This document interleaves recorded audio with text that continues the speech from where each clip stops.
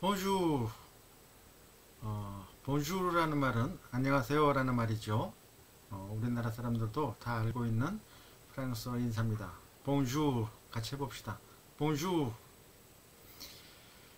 네, 오늘은 우리가 그동안 프랑스인의 삶에 대해서 쭉 작년에 녹화한 동영상이지만 흥미있게 공부를 했으리라고 봐요. 오늘은 이제 프랑스 인구, 언어, 국기, 지형 이런 프랑스 전체에 대한 개관을 한번 해볼까 합니다. 사실은 여러분들이 지금 코로나 상황이 아니라면 이런 책 프랑스 문화 테마 기행 까이에 라는 책을 인문대학 442호실이 불어불문학과 사무실인데 거기에서 이 책을 구입해서 이제 이 책을 보면서 여러분들이 공부를 했어야지 돼요. 그런데 뭐 상황상 이 교재를 꼭 사라고 하고 싶지는 않고, 그러나 여러분들이 이 책을 구입해서 공부를 한다면 훨씬 더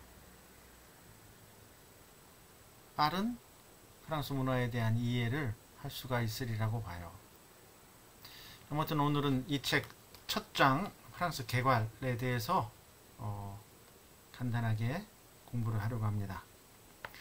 1. 영토, 상징 동물, 국화, 국기, 국민 이렇게 되어 있어요. 프랑스의 공식 명칭은 La République Française, 프랑스 공화국이에요. 프랑스. 우리나라도 Republic of Korea, 이게 공식 명칭이죠. 여러분들 핸드폰으로 구글에서 프랑스 지도를 한번 쳐보세요. 프랑스 지도를 쳐보면 충청남도 지도 비슷하게 생겼지만 육각형 모양으로 되어 있어요. 엑사곤이라고 하는데 육각형 모양으로 되어 있고, 동쪽은 프랑스의 동쪽은 이탈리아, 스위스, 독일하고 국경을 면해 있어요. 그리고 프랑스 북쪽은 룩셈부르크와 벨기에, 전부 다 불어를 쓰는 나라들이죠. 룩셈부르크와 벨기에. 그리고 남쪽은 스페인하고 국경이 닿아 있습니다. 물론 프랑스 북쪽 바다 건너는 영국이 있죠. 그건 바다 건너고, 바다 건너지 않고 룩셈부르크하고 벨기에하고 면해 있어요. 프랑스 상징 동물은 수탉입니다. 수탉. 이미 여러분들이 공부했어요. 용기와 승리의 상징이죠. 그리고 프랑스 국화는 잎이 이렇게 세 갈래로 되어 있는 백합. 그렇죠. 아니 4세 때 부르봉 왕가의 상징이었어요. 그게 프랑스 국화로 되어 있죠. 백합. 프랑스 국기는 삼색기죠. 삼색기. 프랑스 대혁명 1789년에 프랑스 대혁명 때부터 이 삼색기를 사용했습니다. 삼색기의 흰색은 왕권을 상징하고, 파란색과 붉은색은 그냥 파리시를 상징해요. 그게 자유평등 박애 혹은 형제를 뜻하는 건 아니에요. 흰색은 왕권을 상징하고 파란색과 붉은색은 그냥 파리시를 나타낸다. 자유평등 우애, 자유평등 형제는 프랑스 국훈이죠. 국훈. 가훈, 교훈 하는 것처럼 프랑스 국훈이며 국기와는 직접적인 관계가 없다. 그렇습니다. 프랑스인은 다양한 인종으로 구성되어 있는데 고을족, 원래 원주민이 거기가 고을 지방이 있어요. 라틴 말로 갈리아 지방. 그래서 케사르가 이 프랑스의 고을 지방을 점령하면서 그 연대기를 쓴 것이 갈리아 전기예요. 이 사람들은 고을족이라고 불러요. 고을족. 거기에 로마가 점령했으니까 라틴족이 들어왔겠죠. 그 다음에 게르만족의 대이동이 4세기, 5세기 때 이루어지는데, 그때 동고트족, 서고트족, 반달족, 프랑크족, 이게 동방의 몽골의 한 계파인 흉노족, 또 훈스, 흉노족한테 밀려가지고 서진 하면서 세계사적으로 게르만족으로 대이동을 하게 된단 말입니다. 나중에 역사할 때 더 자세히 하겠지만 그 중에 한 갈래인 프랑크족이 또 프랑스 영토에 들어와요. 그리고 북쪽 사람들을 북쪽의 노르, 영어의 north, 사람을 만이라고 하는데 노르만, 북쪽 덴마크 이후에 그 영국, 아이슬란드 이쪽에 있는 사람들을 노르망족이라고 그러고 또 그들을 바이킹이라고 불러요. 해적이죠, 해적. 춥고 어둡고 쓸쓸하고 먹을 게 없으니까 배를 타고 나와서 남쪽의 풍요로운 지역의 산물들을 약탈하고 했던 그 바이킹족, 노르망족, 또 피레네 산맥의 바스크족, 이런 사람들이 다 합쳐져서 말하자면 여러 인종이 합쳐져서 프랑스를 이루고 있어요. 예전에 우리나라에 그 까르푸르라는 뭡니까, 대형 마트 창고형 매장에 왔었어요. 근데 그 까르푸르라는 말이 사실은 교차로라는 말이에요. 교차로. 북쪽에서 남쪽에서 동쪽에서 서쪽에서 이렇게 인종들이 다 모여서 프랑스를 이루고 있어요.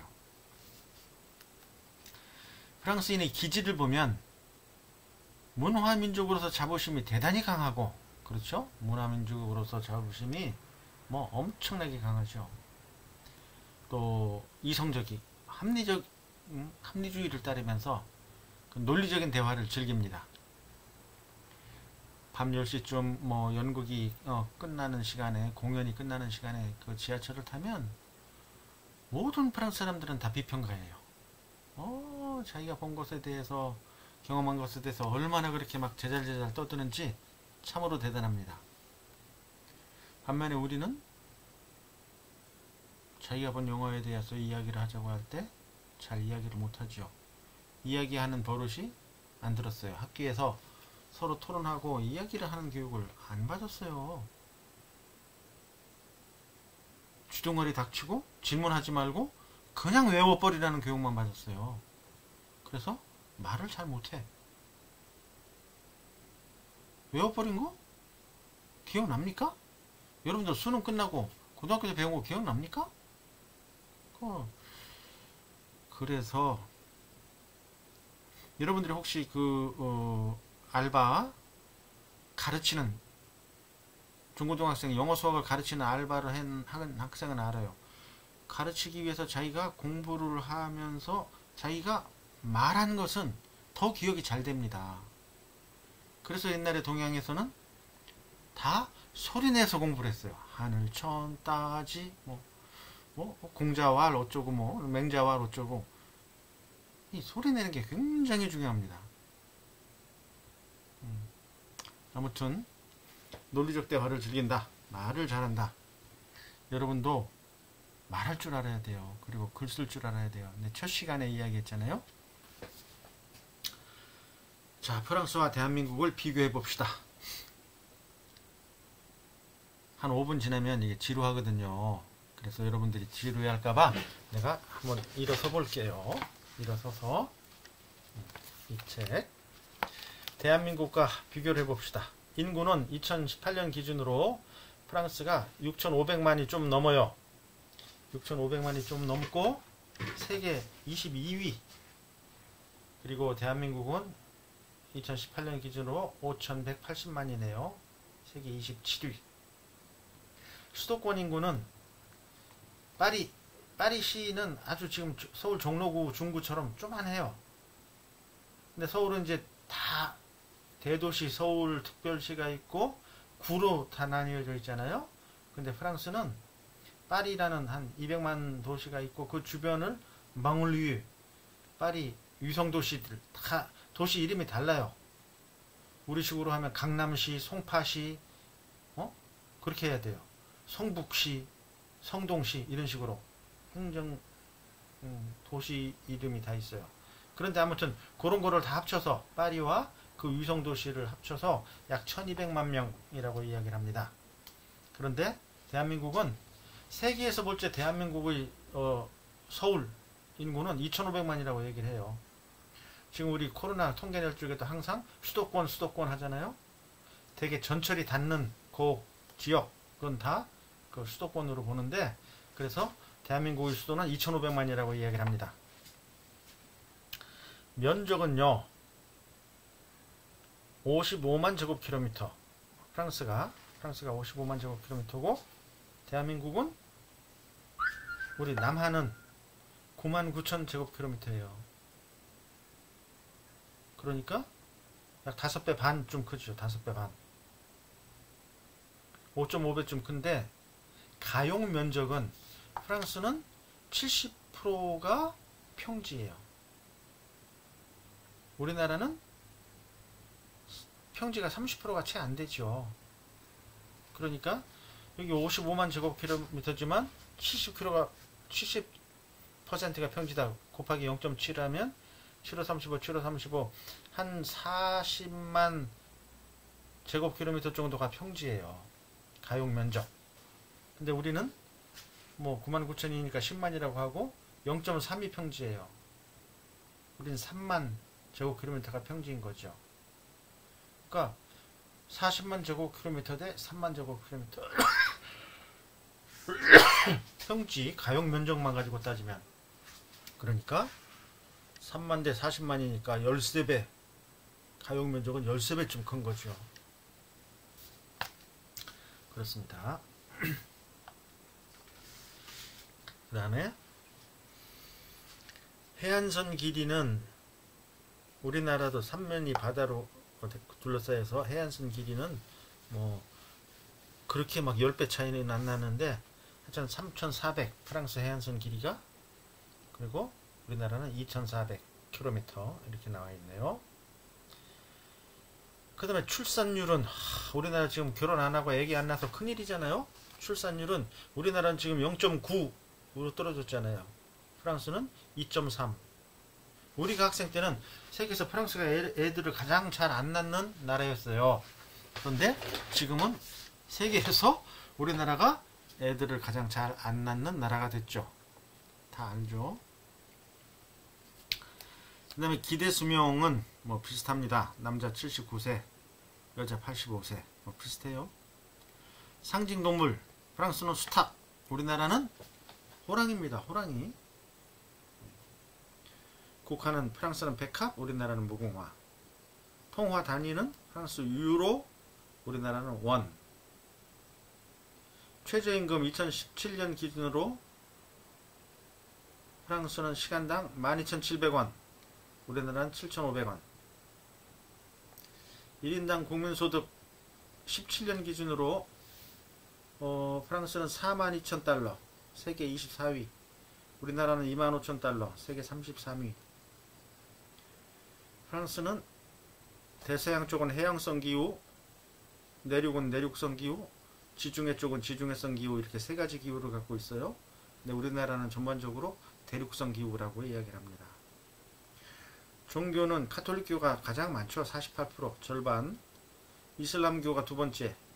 왜냐면 아랍 사람들이 많으니까 6%. 그리고 개신교, 프로테스탄트 2%, 유대교 1%, 불교 1%, 종교 없는 사람 41%. 그렇습니다. 우리나라는 불교가 22%, 프로테스탄트, 개신교가 21%, 가톨릭교가 7%, 비종교인이 50%. 그러네요. 네.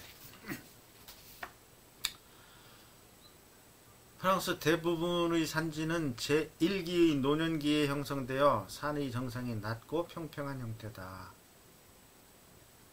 일부 산맥만 3기, 장년기 산맥에 해당되는데, 그게 알프스 산맥, 피레네 산맥, 쥐라 산맥이다. 유럽에서 가장 높은 봉우리 몽블랑. 몽은 봉우리란 산이라는 말이고, 블랑은 하얀색이란 말이에요. 몽블랑은 4,807m입니다. 도시는 분지에서 발달하는데, 파리도 분지예요. 파리를 중심으로 하여 원형으로 펼쳐지는 분지, 파리 분지죠. 국토의 3분의 1에 해당된다. 또 파리 남서쪽에는 아키테느 분지가 있다. 보르도 지방에 아키테느 분지가 있다. 서쪽에는 대서양, 남쪽에는 지중해, 북서쪽에는 북해와 접해 있다. 그리고 프랑스의 하천은 파리 중심부를 가로지르는 센느강이 있죠. 그리고 우리 금강에 해당되는 루아르강 1010km예요. 프랑스에서 가장 긴 강입니다. 루아르강이고 이 루아르강가에는 르네상스식 아름다운 성들이 많이 있습니다. 그 다음에 알프스 빙하가 녹아서 지중해로 통하는 론강이 있어요. 그 다음에 피레네 산맥에서 발원해서 보르도를 지나 대서양으로 흐르는 가론강이 있습니다.